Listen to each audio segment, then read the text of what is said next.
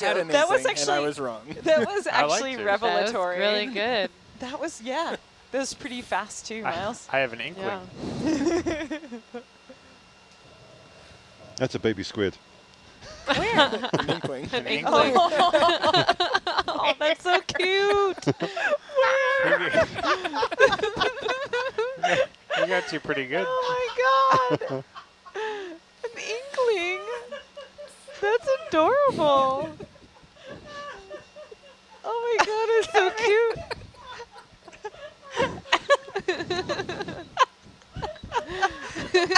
John, you broke Gabby.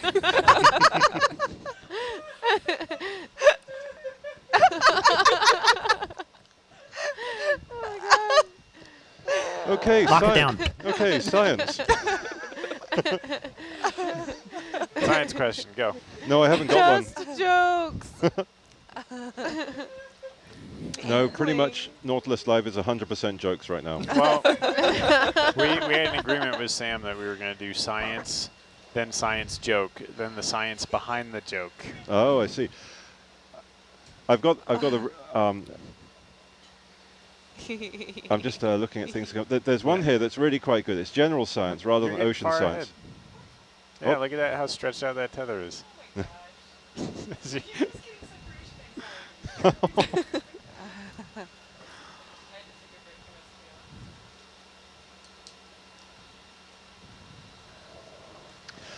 So for those of you wondering on Nautilus Damn. Live Sorry. what on earth we're doing here, Can I zoom on one of those things? On one of what things? You know, there's that dark spiky thing, and then up here there's this peachy. Oh, the dark Gushy spiky thing? thing. Yeah, let's go look at the dark spiky thing. oh right, Do I we see have what you're permission to talking zoom about. on this one? Oh, we should ask Shannon. Shannon, do we have permission to do the occasional zoom while we're waiting? I think she's lost. Sounds good. Okay, Yeah. thank you so And much. We'll keep it to while we're waiting for the if ship. you've also got stuff as they're flying by and is cool looking, go ahead and zoomed as long as you do it quick and then get back to regular view. Roger. Challenge accepted. Okay, you got it. Woo! Quick zoom. Oh, wonderful. Oh, we saw one of that's those earlier beautiful. Hi. at the octopus garden. There was one. That's beautiful. Okay. Okay, go wide. Neat anemone. Nice. Okay. Anemone. Oh. Okay. Ashley, no holding back on us now. I know, I just don't want to blow you guys away. We've all seen the Instagram story. Yeah, come on. Though I have, never mind. Too much sharing. No, no, no, no. Sharing is caring. I know, that's why she shouldn't hold back. Okay, we actually have a science question. All right. Okay. Let's do it. So aside from octopuses, sea stars, and other types of, what other types of flora and fauna might we expect to see in this area? Oh, we're just flying over a shrimp and a squat lobster. Yep. We And just passed them. There's a and- tiny ophoid in the bottom of the screen. There We were just passed that. some gorgonian Passed corals another shrimp. yesterday. yeah, did you guys see the wonderful glass sponges yesterday as well? We did see some wonderful glass sponges yesterday. Yeah. They do not ring out like kitchen sponges. No.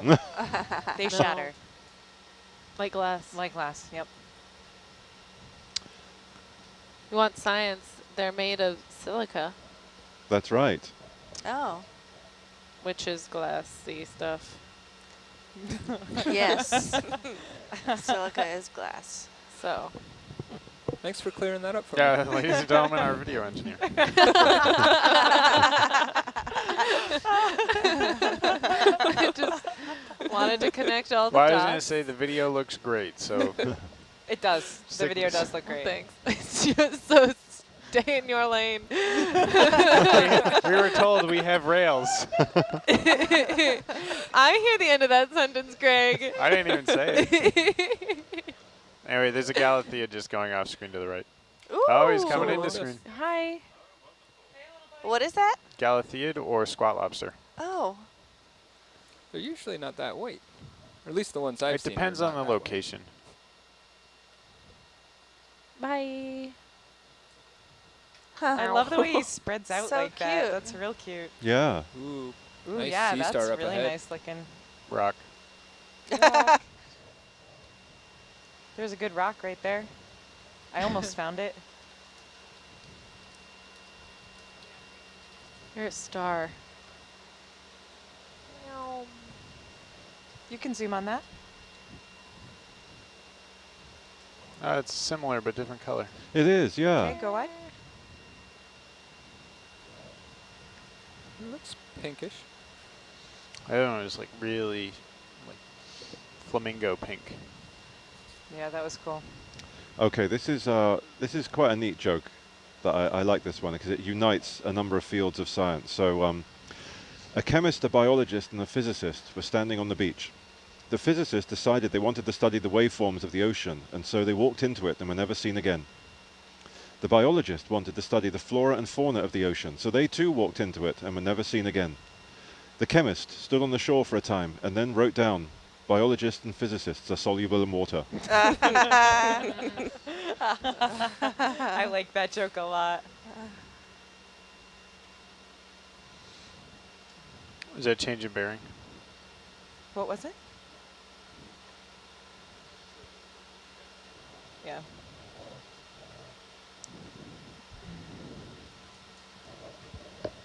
Gabby, I have 5 more minutes left in my filter.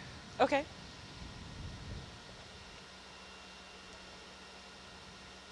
After that, you can just plow right into the sediment.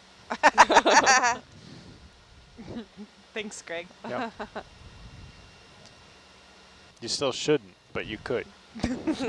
It wouldn't negatively impact science.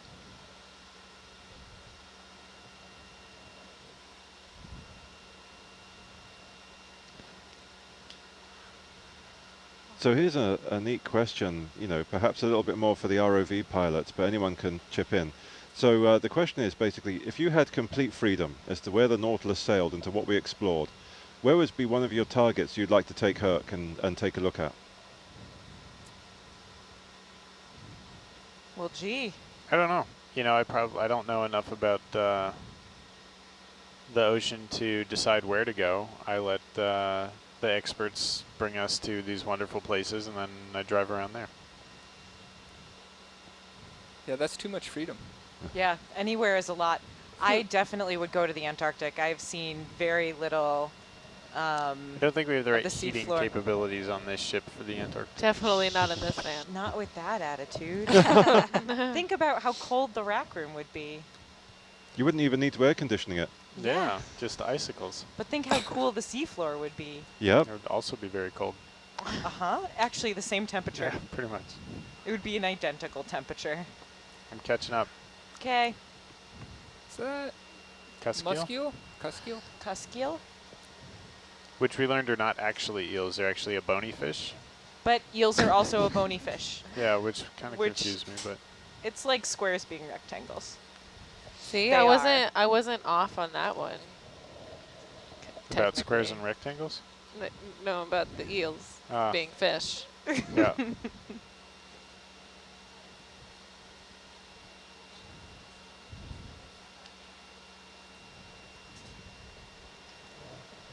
Move, buddy, move. Or don't. He actually did the right thing. He ducked. Yeah. It was actually the least energetically taxing thing he could have done. These Cuskeels are like not into freaking out. Like Herc is a big, loud, bright thing in their space, and they're just like, meh. No biggie. Let's see, what other weird biology have we seen? I don't know about places to go, really. No, that was fine. Yeah. I mean, the Mediterranean is awesome. The Aegean is awesome. There's a lot of life in The certain Gulf of places Mexico of the is South really Pacific. cool. What's that thing on the right? South Behind those Pacific rocks. is really cool. I don't know. I don't Looks know. mysterious. It's totally mysterious. Yeah. Is that an octopus? Yep, It is. octopus. It is, yeah. That's not in that normal. Yeah, not pineappled.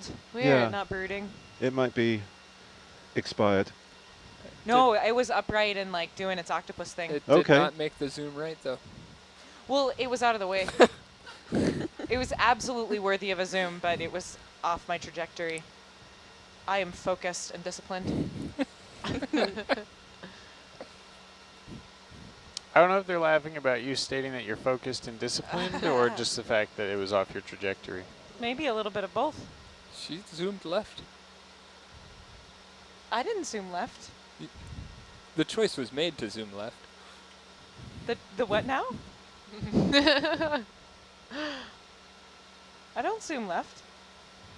I don't zoom right either. I go straight. So I have been going 030, but it seems to keep taking me off into the rhubarb. Yeah, you want to go 025. Oh, Off I into figured it the was actually rhubarb. That's even more is rhubarby. Yeah, this is 025 is more rhubarb. We're going full rhubarb. Go Amy, for is it. this the first time you've been on this watch? See rhubarb. I think so. This is I've been in here since 8 a.m. yeah, I know you're a rock star. This is the first time Amy's been on our watch. Yeah. So like It's it's worth really it. funny because I Yeah. see you and you're just Everybody's like, really oh my loopy. god, yeah, yes. Oh, is this the loopy watch? It is. Not usually. This is the awesome watch. There you go. You could say we're all just squidding around. There it is. Welcome to the show. Was there like a hidden talent in the back left corner? Yes. No kidding. Untapped She's been potential. saving it up. What? How come only you know about this? Well, it's on the Instagram story. Oh. Yeah. Oh. Stopping Ashley did a the filter. takeover. Okay. And it was funny? Yeah, it was very It punny. was very funny. It was punny. Oh, excellent. There's a lot of potential. Move to Potential. 6.5. Sorry, flow rate was 6.5? I just moved to port 6.5. Oh, okay. So I can close it down. Not Fish. pun intended. Is there a location base for this Okay. sample? We've just been sampling as we're moving, so So just it's make been a really going for like big the one. last, what, 25? 30 minutes. 30 minutes, Yeah. so 'Kay. if you want to just, I guess, cap it off here. Okay. I mean, we'll get behind if we don't log it. Oops. This is 102. Yes.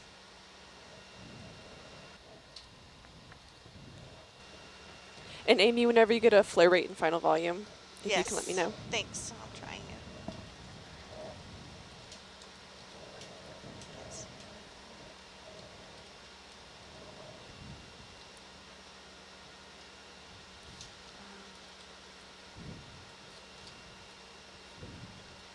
Dusted.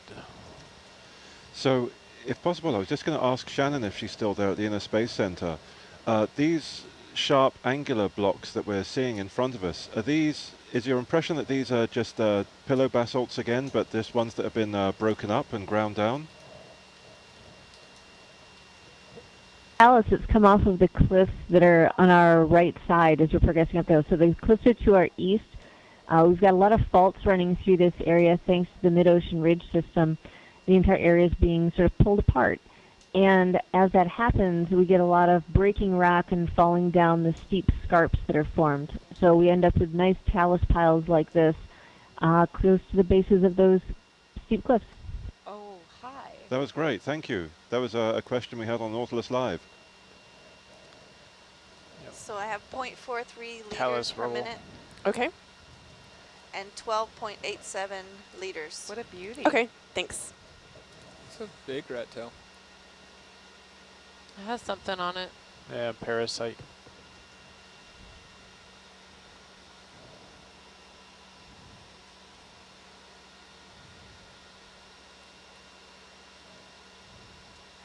I remember from last year's Is it butt cam? Chris Kelly's talks.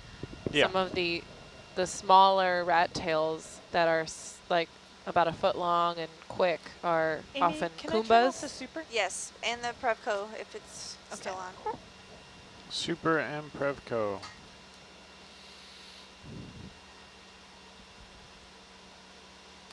So we can also turn on the Yeah, but leave the Ethernet ICLB on.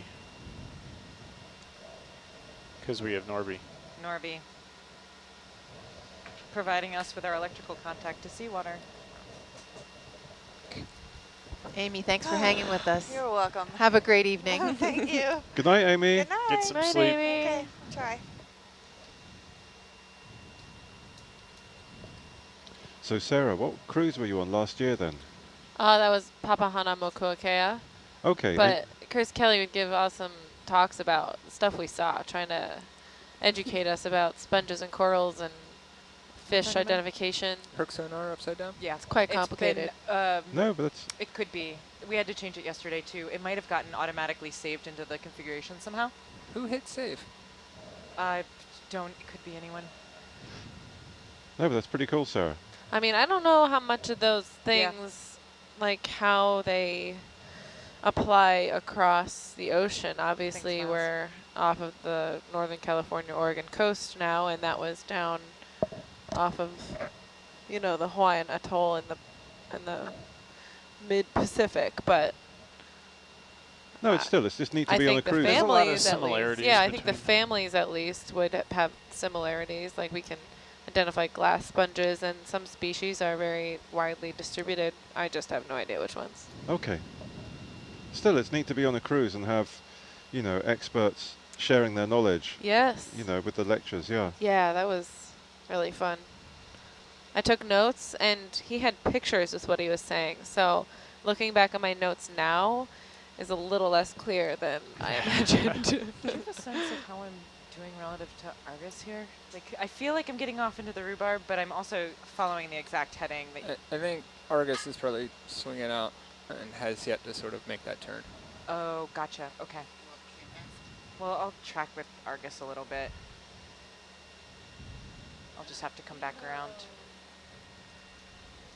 I mean, your target bearing is about 029030. Okay. The ship is doing 25 to get you guys on I gotcha. GT3. Okay.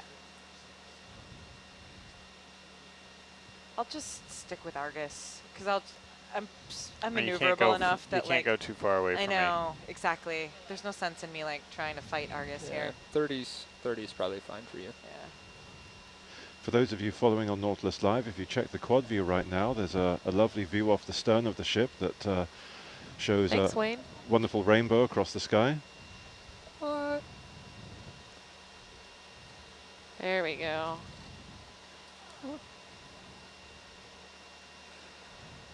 Oh, nice. We occasionally get wonderful views like that. Yesterday it was, we think, a pair of fin whales who spent a large portion of the day checking out the Nautilus. Yeah, I was pretty sure I spotted a blowhole out of my cabin window. Neat. Or a spout. I John, guess we is actually the saw appropriate 3 term. in the end. Oh, wonderful. Yeah, and there was one that was really adventurous and that and came close to the ship, and then the other 2 kind of stayed further out. It was really cool.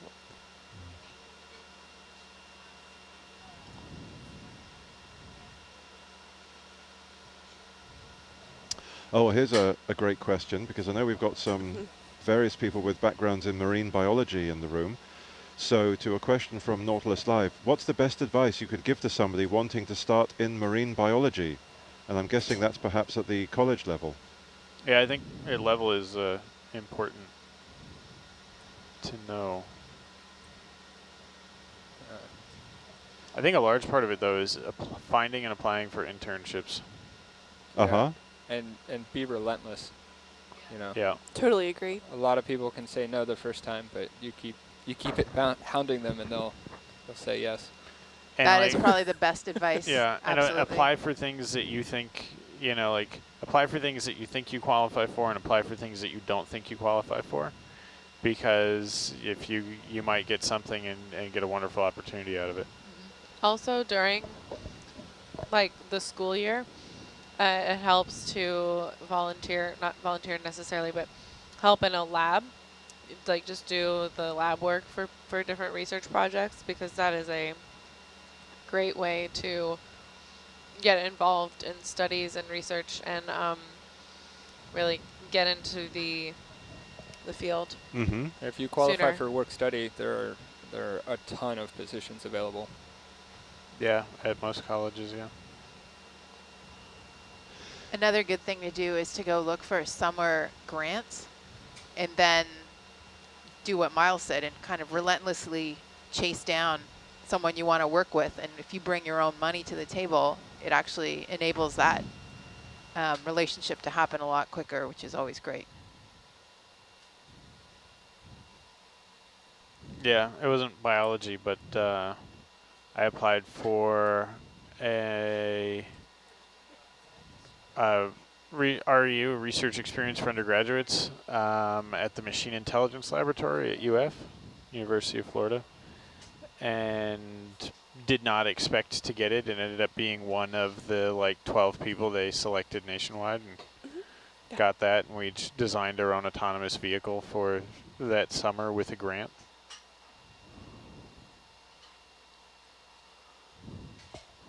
Way to go, Greg. I still have the vehicle. It's in the bottom of my closet. It's a six-legged walker with 18 servo motors. And that got me in researching how cockroaches walk, because I was pushing. I had programmed all the legs to push and then come back to center, and it turns out that cockroaches pull themselves forward. I may have that reversed, but when I did the more biomimicry programming, it was noticeably faster, like way better. Wait, That's really so, cool. Okay, so you don't remember which one the cockroaches actually do, but there is a they're pull or difference push, between but pulling what I and had, pushing. but what I had programmed Oh, was the that's opposite. Crazy. And when I changed the program up to mimic, it was there was a difference. It was way faster. It's really cool.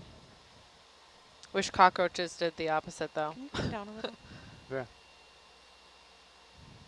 Figure you're coming up a little bit. I worked maybe. in a urban entomology lab for a while, taking care of cockroaches. They are. Stop, really? Yeah, they're incredibly gross, but very fascinating at the same time. What's fascinating about them?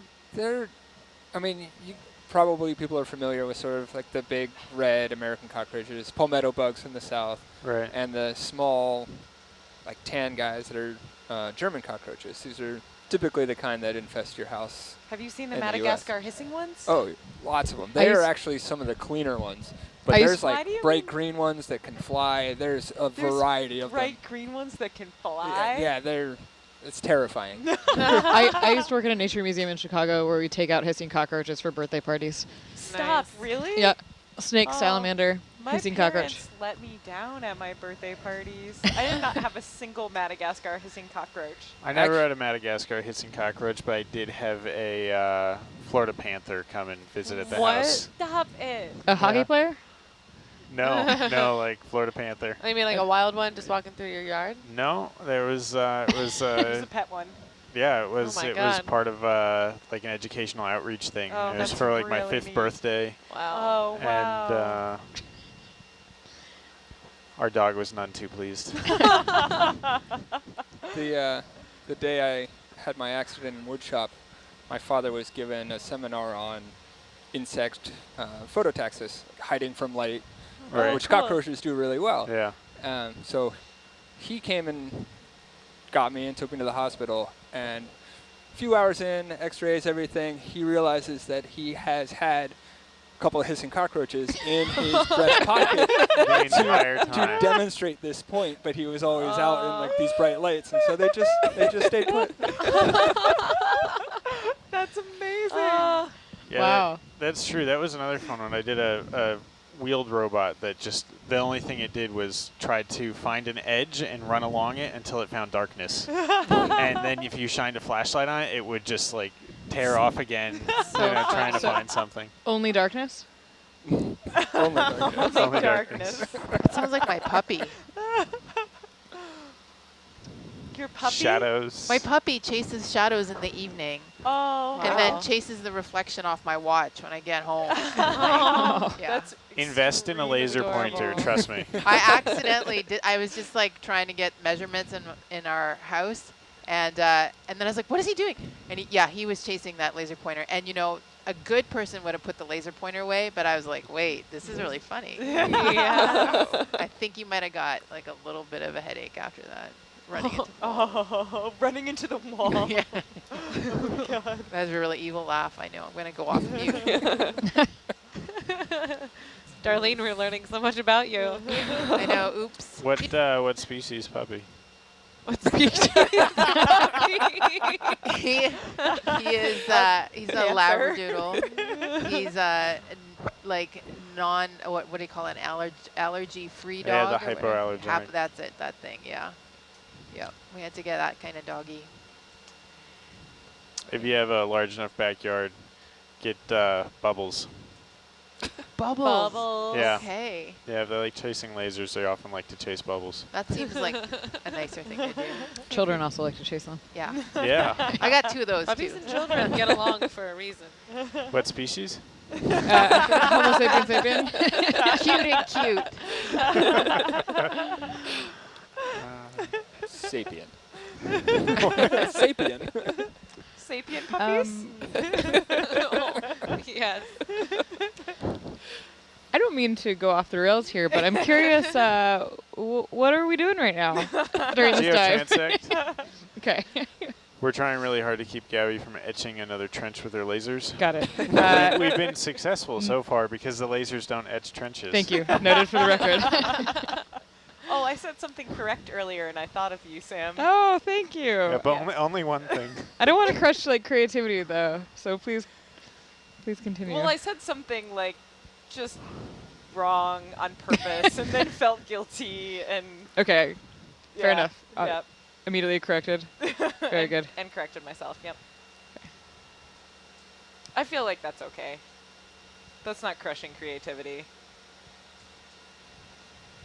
Actually, we had some questions about what we were seeing down here biology-wise, but at this point, we're not seeing a whole lot of biology. Yeah, it's been a lot of like, I don't know, just sediment and a little bit of rocks. Been a couple of small jellyfish and maybe the occasional shrimp. Some rat tails. So what's coming through the water at us? Is that zooplankton or is that just like other stuff? Flocculent. Like flocculent, yeah. A little bit of marine snow. The occasional This is a science jelly. show, Sam. Marine snow is a completely appropriate term. It's all the goop. So it's chunky stuff from the surface. It's fecal matter, also known as poop. It's bits of food.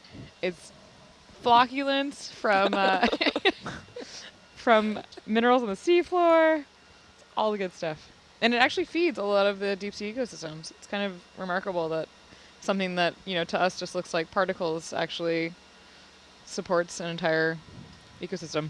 Yeah, the whole feeding cycle of the ocean is kind of fascinating.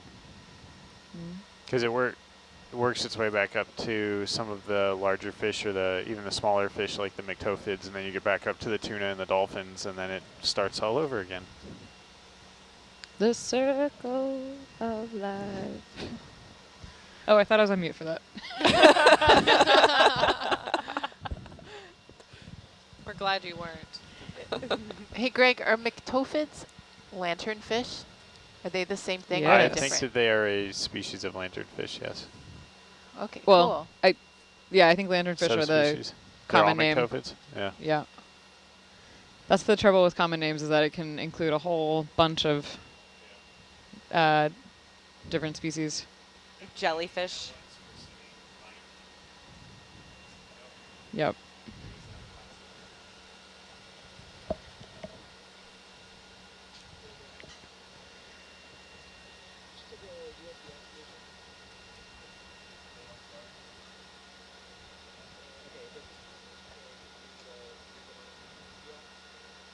Oh, there's some great questions coming in from viewers who are also enjoying the geotransect and wondering, I guess, when John was in the van, you all were talking about ways to get involved with ocean exploration or the different roles that we all have on board through marine biology, but someone's also wondering if there's any opportunities for folks getting a art or humanities degree.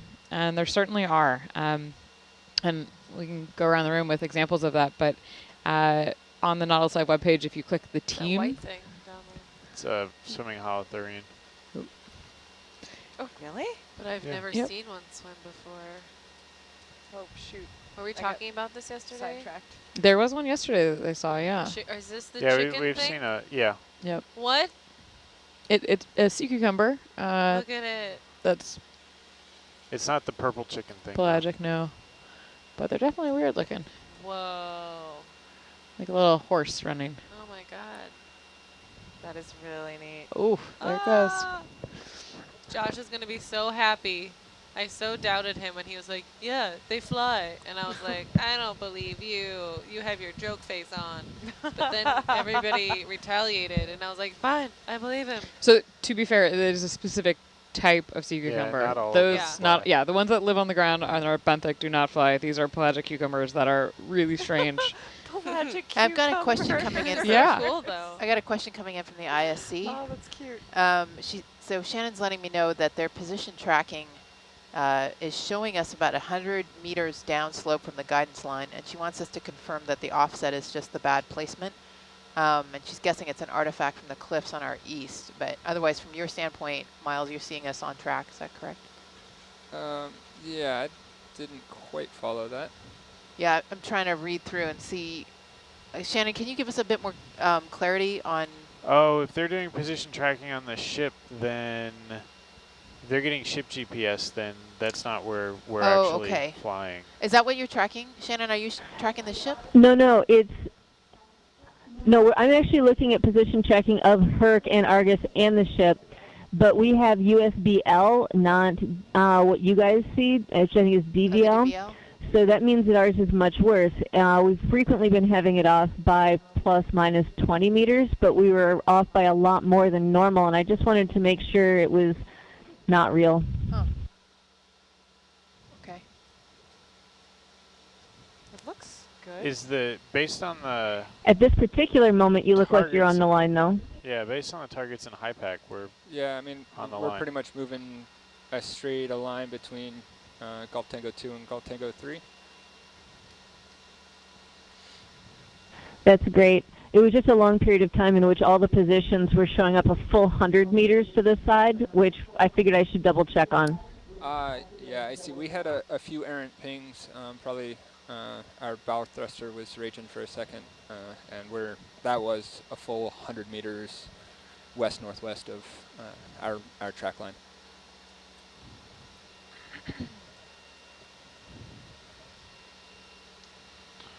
coral. Bamboo coral. First coral of the geotransect. Today. Today's geotransect. This That would be geotransect. coralect. Oh no. If you like puns like that, by the way, we've got some great Instagram story takeovers happening on the Nautilus Live Instagram. And Ashley, our data logger, who is I hear they're very punny. in the back row, They was are. quite masterful in creating a series of ocean puns. Ashley, do you have anything to say for yourself? Not at the moment. No.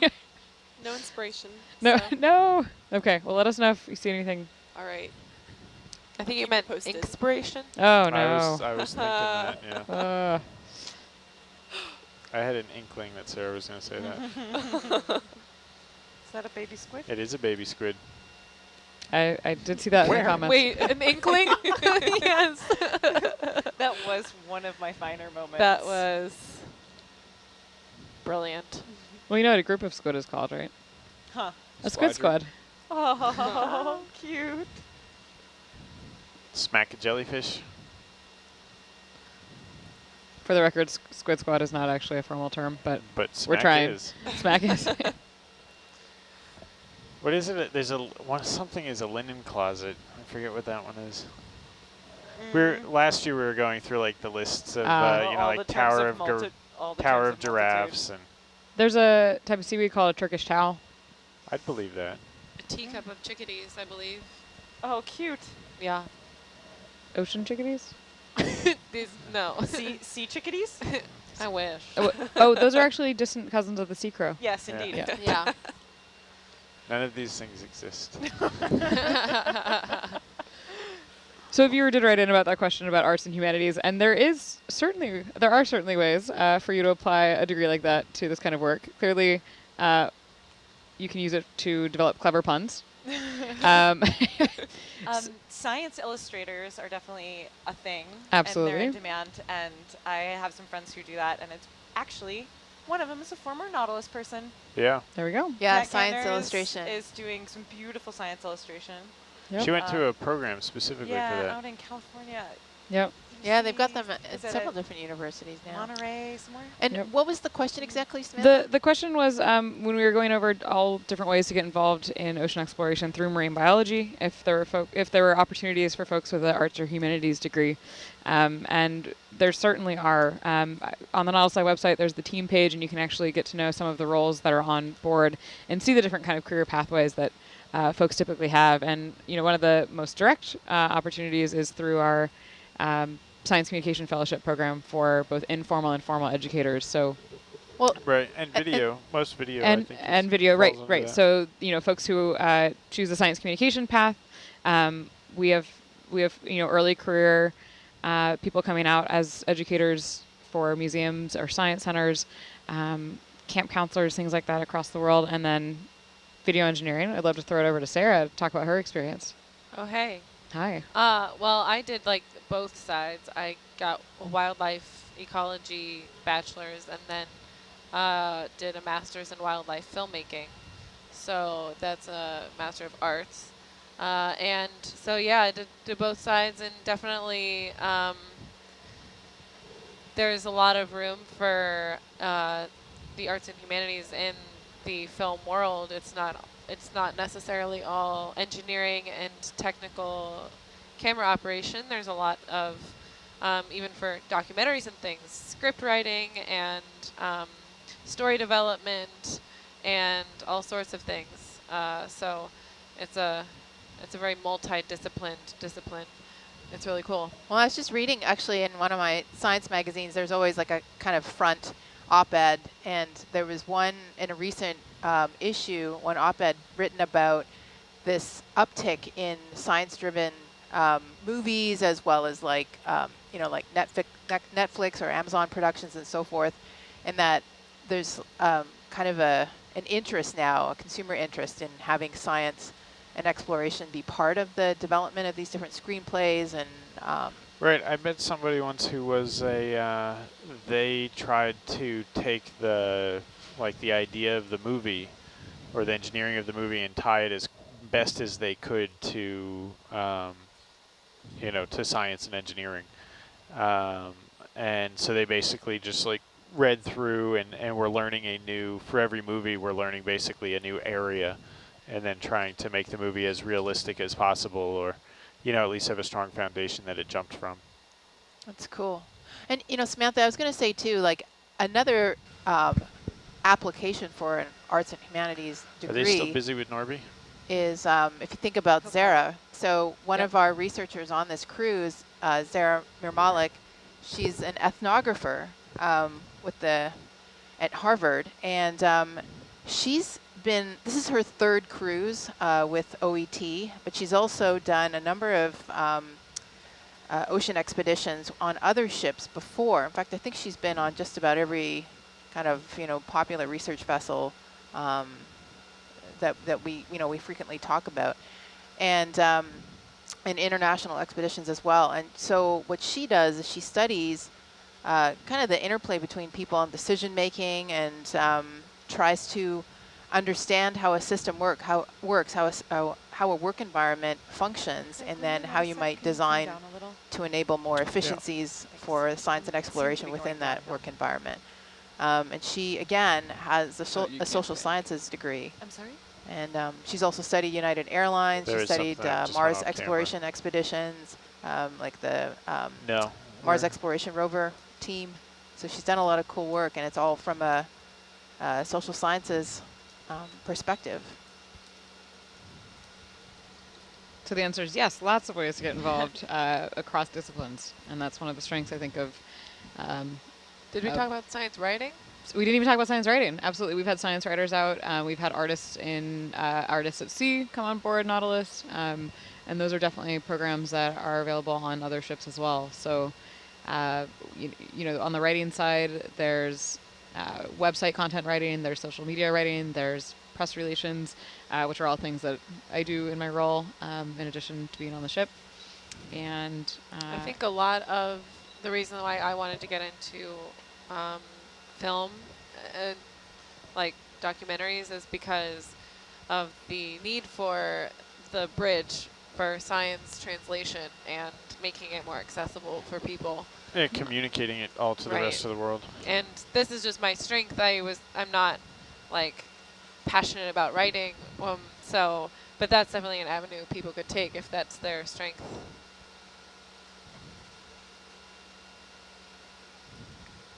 So this is inspiring a lot of questions from viewers, curious about what it takes to become an ROV pilot. New heading, 025. To become an ROV pilot, well, my path to being an ROV pilot was, let's see, I was going to be a physics and math double major, and decided that computer science was actually probably a more valuable major. Yeah. And so, but I did, let's see, I rebuilt, as we talked about earlier, you know, the kind of the volunteering or seeing if there was something you could do to help a professor on campus.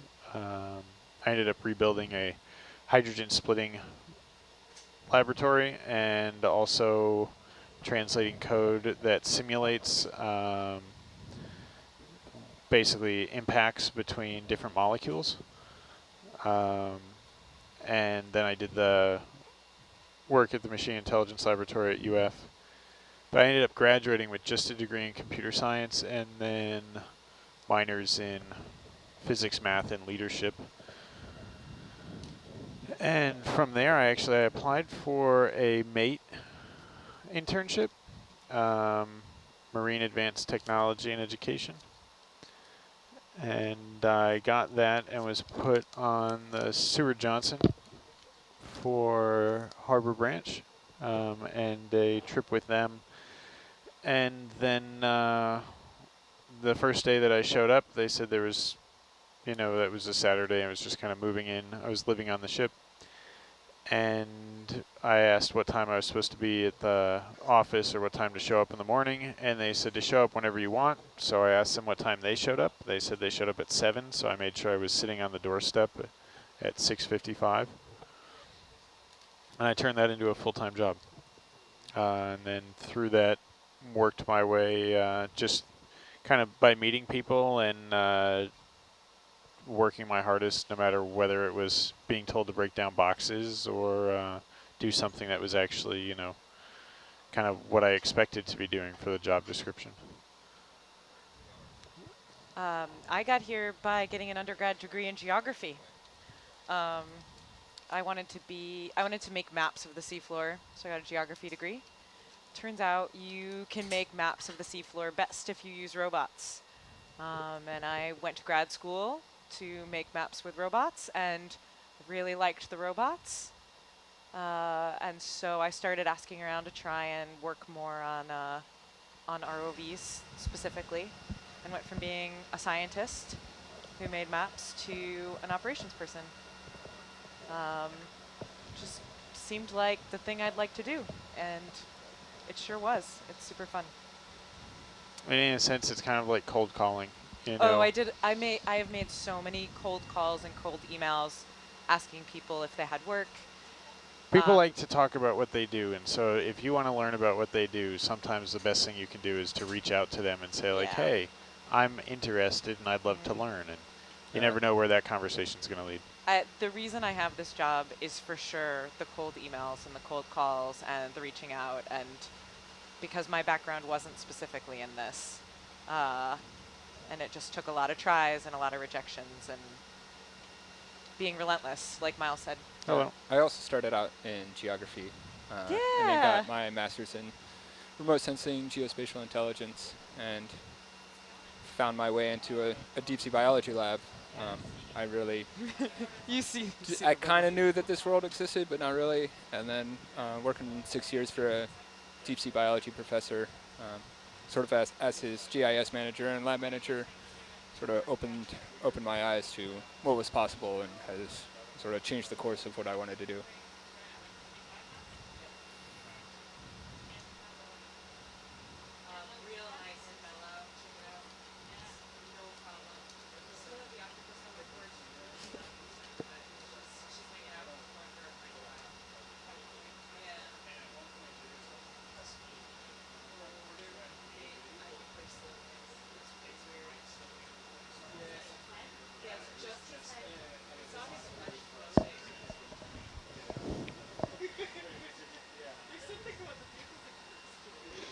So for those of you following on Nautilus Live, just a quick heads up that we're just doing a shift change at the moment. The 4 to 8 is checking out and 8 to 12 is coming in to settle down for the evening. So just give us a few minutes to get ourselves settled into our seats, and we'll get back to exploring with you guys.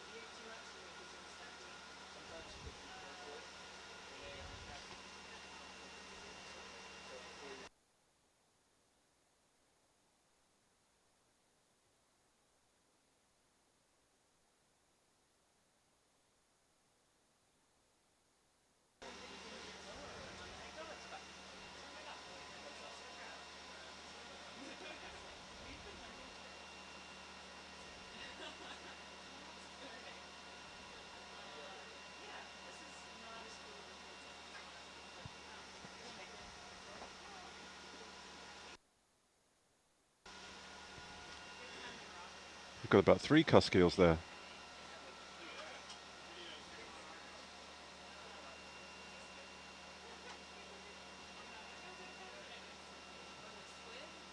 On the squid or the fish? Oh, it's that's right. There's a squid there. Ooh. I'm at full iris already. Oh, Ooh. what do you think? Vampire squid? Maybe. Oh, no way.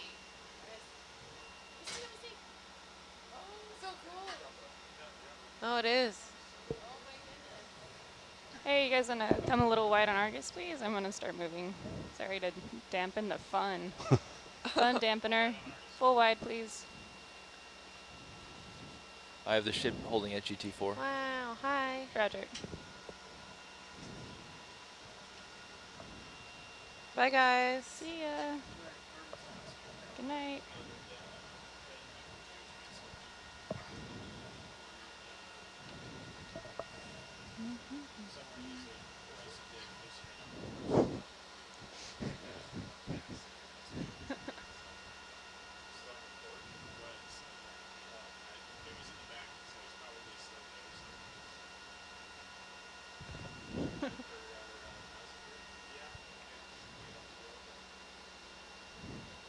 Sounds like it.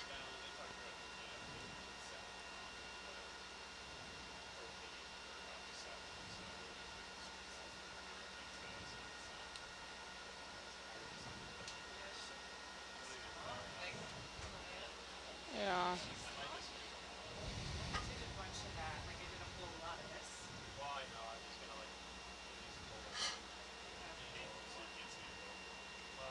Well, Bubble's not being...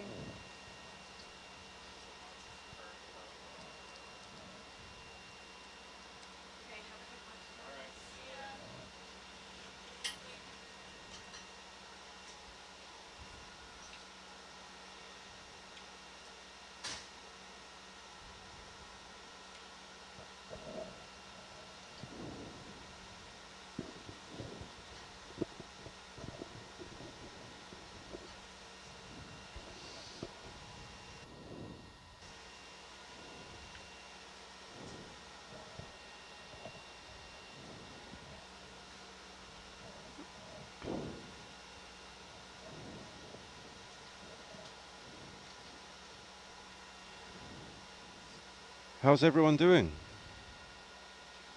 Swell. It's grand. Splendid.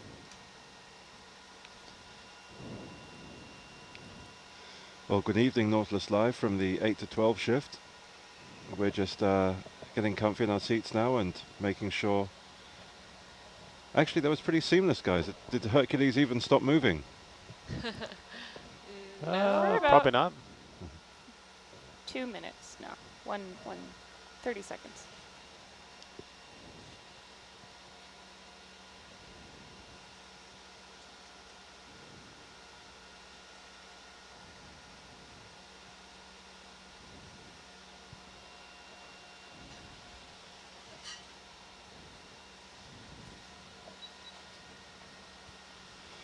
So for those of you on Nautilus Live, perhaps just joining us, we are currently performing just what's called a visual geotransect. That's doing essentially a visual survey of the geology between 2 points marked on our sonar bathymetric maps of this portion of the Seacliff hydrothermal vent site. It's part of the, it's a sub-area within Gorda Ridge, this complex geological area where the Pacific and Gorda plates meet each other on the seafloor. Hercules and Argus are operating at approximately 2,700 meters under the ocean. We are all in the Nautilus, floating above it all, approximately 180 kilometers off the west coast of North America. Can't hear you. There we go. That's better. Ship is stopped at GT4.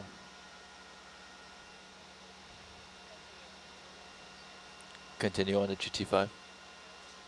Science real quick though. Copy. Nicole, so once we get over to GT4, are we just gonna make our way to GT5? We don't wanna stop at GT4 at all, right? I believe that's the case. I'll let Shannon also chime in from shore. Roger. That's totally right. We're just driving by. Roger. Copy that.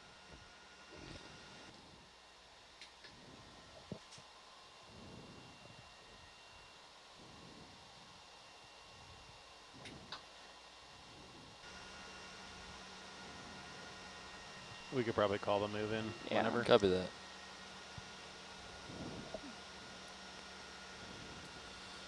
Bridge nav. Take a 20-meter step at bearing 003. Wait, Nav, what's the distance to that target? 100 meters. So we've been actually, according to the pass watch, it's been about half a knot moves. Half knot track line. I guess that's only 100 meters, so it's pretty close. We can do that in steps.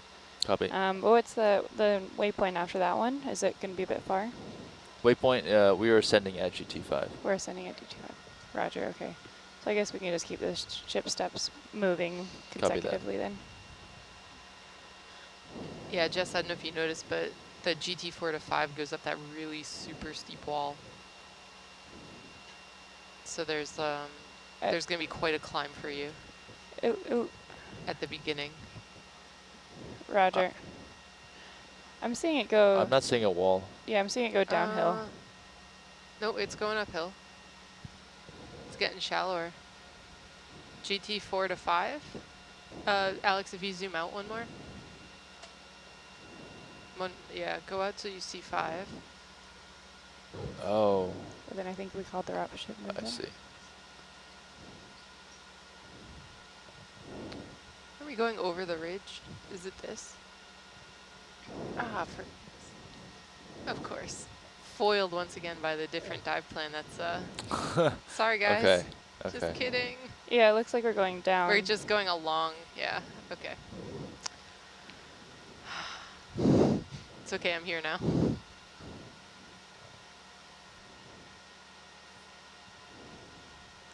Original plan. Yeah. So the current heading that you have is fine.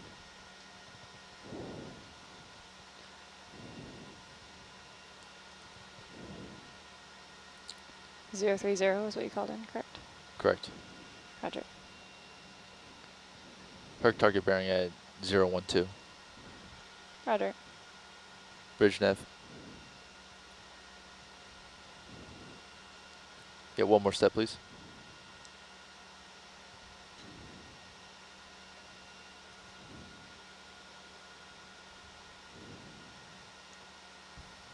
So Josh, what's the plan if we get to this waypoint early? Just ascending? Sure. Yeah? Okay.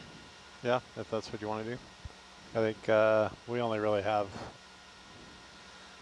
maybe 45 minutes or so anyway. Yeah.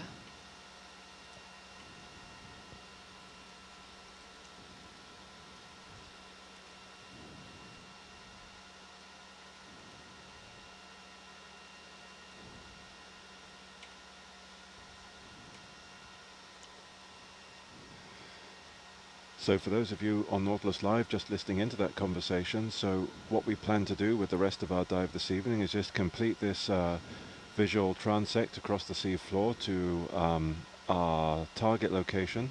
Once we get there, we're probably going to prepare to bring the vehicles up through the water column, marking the end of our dive today. We'll be with you all the way through the blue water though, so please do keep your questions and comments coming on nautiluslive.org, and we should have a lot of time to bounce them around the room.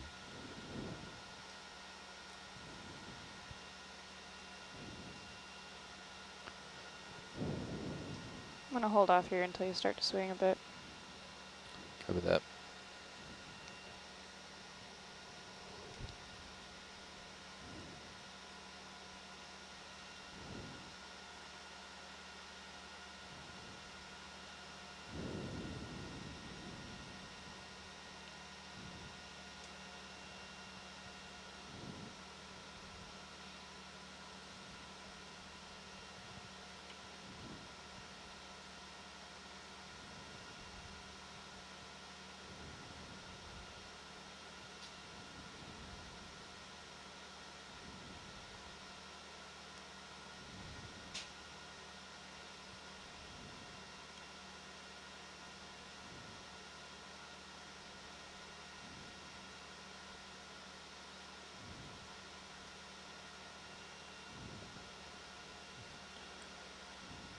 Bridge nav.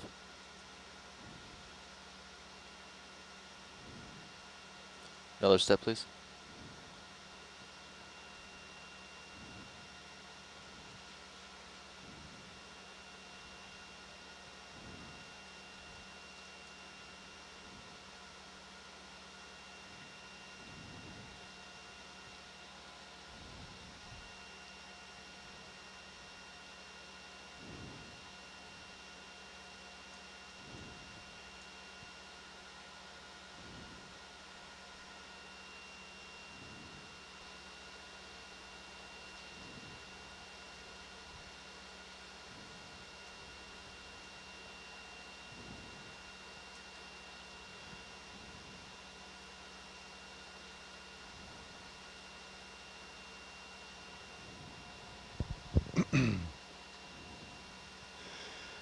So here's a dangerous question to throw out to the control van, because I'm not sure what kind of responses I'm going to get.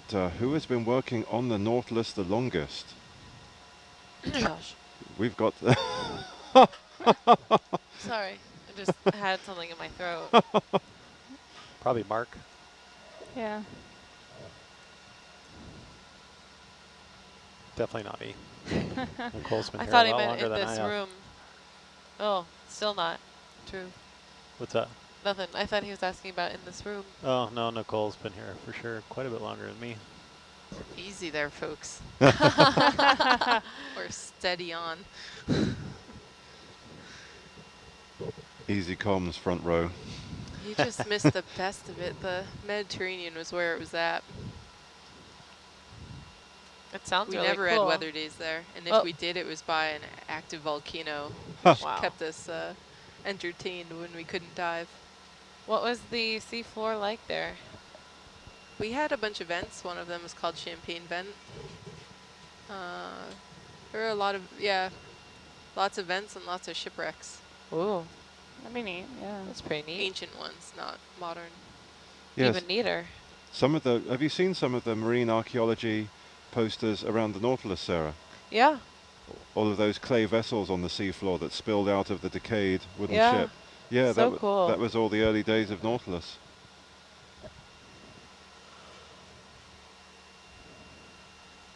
Gonna run out of ocean. No danger of that, I think. Jokes. Do you think you'll ever go back to the Med? I hope I will. Do you I think don't know if Nautilus will? Maybe the mobile system? Yeah. That's true. So for those of you who like following Nautilus Live, the Ocean Exploration Trust, who operates the Nautilus, they're bringing in a pretty neat new piece of technology. Is it this winter it's going to be sea trial? Is that Mobile Herc, Nicole? There's one called Little Herc, which was actually used on Okeanos Explorer before before they got their new ROV, and